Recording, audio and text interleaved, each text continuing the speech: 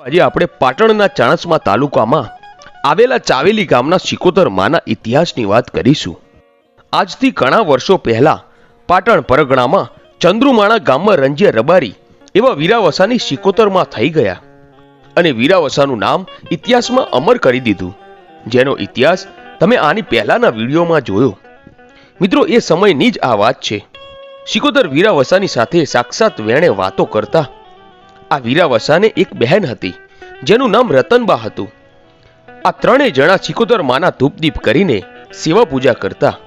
પછી તો રતનબાનું સગપણ ચાણસ્મા તાલુકાના ચવેલી ગામમાં હોબોળ શાખના સુંદર નામના રબારી સાથે કરે છે અને સમય જતા રતનબા ઉંમર લાયક થતા લગ્ન લેવાયા। પછી ચવેલીથી જાન ચંદ્રુમાણા આવી 4 દિવસ રહીને અને બધો વટ વ્યવહાર પતાવીને રતનબાને વળાવવાનો સમય આવ્યો। રતનબા સિકોતર માની ખૂબ જ સેવા ભક્તિ કરતા અને તેમને તો સિકોતર માની લગ્ની લાગેલી। સાસરે જતા પહેલા રતનબા સિકોતર માના મઠમાં જઈને સિકોતર માને પ્રાર્થના કરે છે કે હે ચંદ્રુમાણાના વીરાવસાની સિકોતર, તમે જેમ તરખલીની સાથે રહ્યા, વીરાવસાની સાથે રહ્યા, એમ મારી પણ સાથે રહેજો।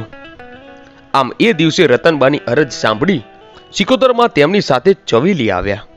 પછી તો સમય વીત્યો અને એક દિવસ રાત્રે સિકોતર માએ રતનબાને જગાડીને ઓશીકે બેસીને કહ્યું, હે દીકરી રતન, તું આ રબારીઓને કહે કે મને ચવેલીમાં બેસાડે, અને પછી જગતમાં રતનની સિકોતર તરીકે ન કહેવાઉં તો હું વીરાવસાની સિકોતર નહીં। રતનબા બોલ્યા કે હે માં, આ રબારીઓ મારું કહેવું નહીં માને। દેવગતિની અમને કઈ જ ખબર નથી, તેથી માં તમને એ નહીં બેસાડે। પછી સિકોતર માએ વિચાર કર્યો કે જ્યાં સુધી હું પરચો નહીં બતાવું ત્યાં સુધી આ રબારીઓ મને નહીં ઓળખે। પછી સિકોતરમાં લીલા કરે છે અને રાત્રે રબારીઓએ જે વાડામાં ગાયો અને વાંઢો બાંધેલી હતી એમાંથી નાના વાછરડા અને બોતડા છોડી દે છે અને ધવડાવી દે છે। જ્યારે સવારે દોહવા ન દીધું તો પણ રબારીઓને કઈ ખબર પડતી નથી। પછી બીજે દિવસે જ્યારે દોહવા બેઠા ત્યારે ગાયો અને વાંઢોમાંથી દૂધને બદલે લોહી આવવા લાગ્યું, એટલે હોબળ રબારીઓની આંખો ઉઘડી અને લાગ્યું કે નક્કી કંઈક દેવ દુઃખ લાગે છે। પછી તો આજુબાજુમાંથી ભૂવા બોલાવ્યા। સુંદર રબારીને એક દીકરો હતો, તેનું નામ ભાવો હતું। આ ભાવાને ચંદ્રુમાણાના વીરાવસાની સિકોતર ધૂણવા આવે છે અને માં સિકોતર એ દિવસે બોલ્યા, હે રબારીઓ, હું વીરાવસાની સિકોતર ચંદ્રુમાણાથી દીકરી રતનની સાથે ચાવેલી ગામ આવી છું। મારે તમારા કુળમાં પૂજાવું છે, મને અહીંયા બેસાડો, હું તમારું નામ ઇતિહાસમાં અમર કરી દઈશ। પરંતુ પંચ પરમાણ માગે છે અને કહે છે, હે માં, તું સાચી, પણ અમારે તો પરમાણ જોઈએ। એ દિવસે રતનની સિકોતર બોલી, હે રબારીઓ, હું તમને એક ધીજ આપું છું અને એ ધીજ સાચી પડે ને તો જ મને બેસાડજો। જાઓ, નજીકના વર્ષોમાં એક ભયંકર દુકાળ પડશે, એ વખતે તમે માલ ઢોરને લઈને મહીસાગરની નજીક બારેજડી ગામ છે ત્યાં જશો અને જ્યારે વરસાદ પડે અને દુકાળ ઉતરે ત્યારે તમે પાછા આવો ત્યારે પાલ પંથકમાં તમારે ન ઓછા કે ન વધારે એવા 3 રૂપિયાનો દંડ આપવો પડશે। જો આમ જ બને અને તમારું એક કુટુંબ ત્યાં જ મહીસાગરની પાળે રહી ગયું હશે અને એ કુટુંબ મહીસાગરની મેલડીને લઈને આવે તો જ મને માં સિકોતરને બેસાડજો। પછી તો માં સિકોતરે કહ્યું, એમ જ બને છે।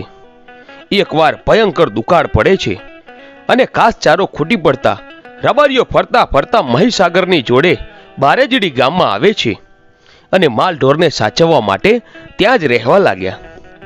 પછી તો મહેનત મજૂરી કરીને દુકાળ ઉતારે છે અને અષાઢ મહિનાનો વરસાદ પડ્યો અને પોતાના માલ ઢોરને લઈને મહીસાગરથી એમના વતન પાછા ફરે છે। એ વખતે ફરતા ફરતા પાલ પંથકમાં પહોંચે છે ત્યારે એમને કોઈ કારણસર 3 રૂપિયાનો દંડ ચૂકવવો પડે છે।